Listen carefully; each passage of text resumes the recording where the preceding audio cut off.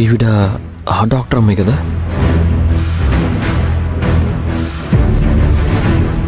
నువ్వు శివరామరాజు గారు అమ్మాయివి కదా? అవునండి. ఇతను మా బావేనండి. ఇక్కడేం చేస్తున్నారు? గొడవ పడుతున్నాం. అంటే తను ఎగ్జామ్ రాయడానికి వచ్చిందండి, నేను తనని పిక్ చేసుకోవడానికి వచ్చానండి.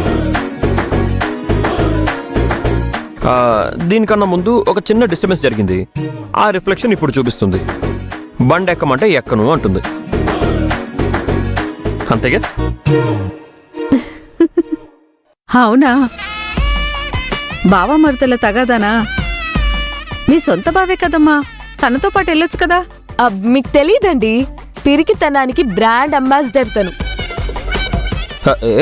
తనతో బండి మీద వెళ్ళడం కంటే నడుచుకుంటూ వెళ్తే ప్రశాంతంగా ఉంటుంది.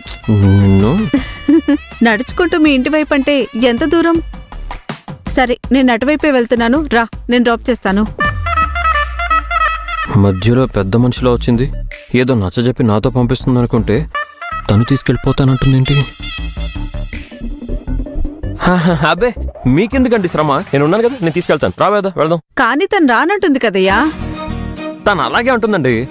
తను మా అన్నపూర్ణత్తయ్యలాగే ఈవిడికి కూడా మొండితనం ఎక్కువ. నేను తీసుకెళ్తాను, మీరు బయలుదేరండి. ఎమ్మా, మీ బావతో వెళ్తావా, నాతో వస్తావా? మీతోనే వస్తాను, పదండి. కార్లో అయితే ఏసీ కూడా ఉంటుంది. పోరా, ఎక్కవే. అమ్మని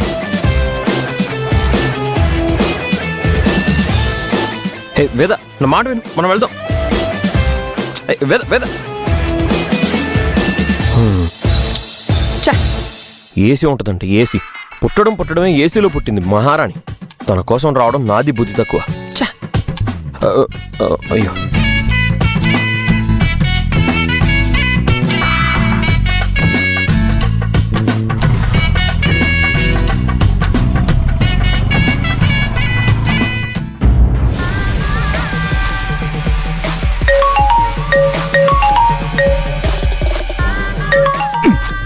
ఈ కోటేగడు ఇప్పుడు ఫోన్ చేస్తున్నాడేంటి? అది ఏంట్రా, ఎవర్రా ఫోను? ఆ కోటేగడు బావా. తనెందుకు చేస్తున్నాడు ఇప్పుడు? బావా, వీడేదో పొడి చేస్తారు అనుకున్నాం గానీ వీడి వల్ల అసలు ఏ ఉపయోగం లేదు బావా. వీడిని వదిలే బావా. లేదురా, వాడు బయటికి కమెడియన్లా కనిపించిన పెద్ద కంత్రిగాడు. మనం ఎక్స్పెక్ట్ చేసినట్టు ఆ రెండు కుటుంబాల మధ్య పెద్ద పెద్ద గొడవలు జరిగి వాళ్ళు విడిపోవాలి అంటే వీడి వల్లే సాధ్యమవుతుంది. ఆ ఫోన్ ఏంటి?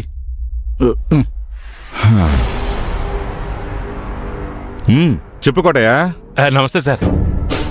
కొత్తగా చెప్పేదే ఉంటుందండి, పాత మ్యాటరే. అదే మా వాడు బిజినెస్ పెట్టుకున్నాడు. అటో ఇటో 2 రోజుల్లో లక్షాధికారి కూడా అయిపోతాడండి. మరి మీరు చెప్పినట్టు అమెరికా సంబంధం ఏదైనా? చూడు కోటయ్య, నువ్వు అడిగింది నేను చెయ్యాలి అంటే నేను చెప్పింది కూడా నువ్వు చెయ్యాలి కదా. చేస్తున్నాను కదండి. మీరు కోరుకున్నట్టే లలితమ్మకు అన్నపూర్ణమ్మకు మధ్య గొడవలు పెడుతున్నాను కదా. కానీ మనం అనుకున్న స్థాయిలో గొడవలు జరగటం లేదు కదా, పూర్తిగా విడిపోలేదు కదా. ఆ రెండు కుటుంబాలు విడిపోయేలా చేయి. ఆ వెంటనే మా ఆయన మీ అబ్బాయికి ఆ అమెరికా సంబంధాన్ని ఫిక్స్ చేస్తారు. అంటే పెళ్లికి గొడవకి లింక్ పెట్టారా?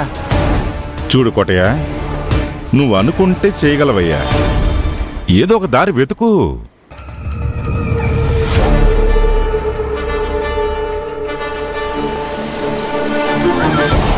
అంటే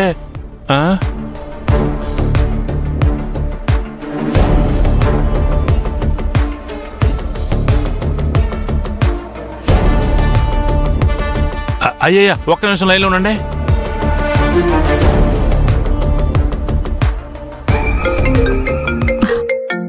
ఒక్క నిమిషం వేదా. హలో చైర్మన్ గారు, ఆ రెండు కుటుంబాలు విడిపోవడానికి ఏదైనా దారి చూడమన్నారు కదండి. మీ డాక్టర్ సెల్లమ్మ గారు దారి తప్పి ఇక్కడికి వచ్చేసారండి. నా చెల్లెలు అక్కడికి వచ్చిందా? అవునండి. మా మేనకోడలు వేదం తీసుకుని వచ్చింది. ఎందుకో మరి. ఎవరో విఐపి డెలివరీ కేసు కోసం వచ్చానంది కదా, హాస్పిటల్కి వెళ్ళొస్తానని బయలుదేరి అక్కడికి వెళ్ళడం ఏంటి డాడీ? కోటయ్య, అవకాశం కోసం మనం ఎదురు చూస్తూ ఉంటే అనుకోని అవకాశం నా చెల్లెల రూపంలో అక్కడికొచ్చిందయ్యా. అంటే ఆ లలిత అన్నపూర్ణ డెలివరీ గురించి టాపిక్ ఎప్పుడు ఎత్తినా కూడా నా చెల్లెల మొహంలో కంగారు కనబడుతుందయ్యా. ఆహా, వెంటనే టాపిక్ని డైవర్ట్ చేసి మాట దాటే ప్రయత్నం చేస్తుంది. ఎప్పుడూ అయిపోయిన వాళ్ళ డెలివరీ గురించి ఇప్పుడు ఈవిడి తడపడ్డం ఏంటండి? అదే తెలియడం లేదు. వాళ్ళ డెలివరీ విషయంలో ఏదో రహస్యం ఉందని మాకు కొంచెం అనుమానంగా ఉంది కోటయ్య. అయితే మీ చెల్లెలు గారు ఇప్పుడు లలితంతో ఏం మాట్లాడుతుందో విని చెప్పమంటారా? ఎవరితో ఏమి మాట్లాడినా మాట్లాడకపోయినా మీ బావ శివరామరాజుతో ఏం మాట్లాడుతుందో విని చెప్పు. వాళ్ళకి తెలియకుండా సీక్రెట్గా విను. అలాగేనండి.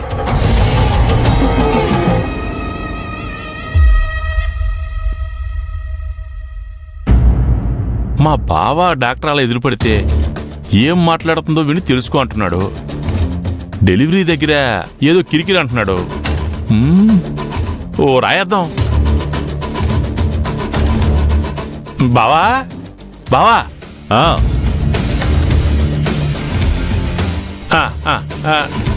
రా బావా, రా రా. ఏంటి బావా? అదిగో అటు చూడు ఎవరు వచ్చారో.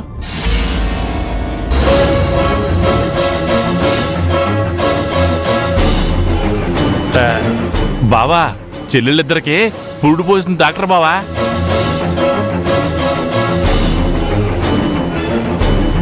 అదేంటి బావా, ఆవిడ చూడగానే నవ్వుతూ వెళ్ళి పలకరిస్తావు అనుకుంటే అలా షాక్ అయిపోయి నుంచున్నావేంటి?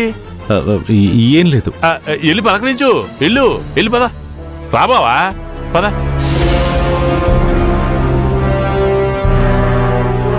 సరే వేద, నేను వెళ్తాను. నమస్తే అండి. నమస్కారం అండి. మీరు? నేను ఎగ్జామ్ రాసొస్తుంటే దారిలో కలిశారు. నాకు లిఫ్ట్ ఇచ్చాను నాన్న. రండి డాక్టర్, లోపలికి వెళ్దాం. వద్దమ్మా, హాస్పిటల్లో చాలా వర్క్ ఉంది. భలే ఓరండి. అందరికీ ఎంతో కావలసిన వాళ్ళు మీరు. ఇంటి వరకు వచ్చి మా చెల్లెలతో మాట్లాడి,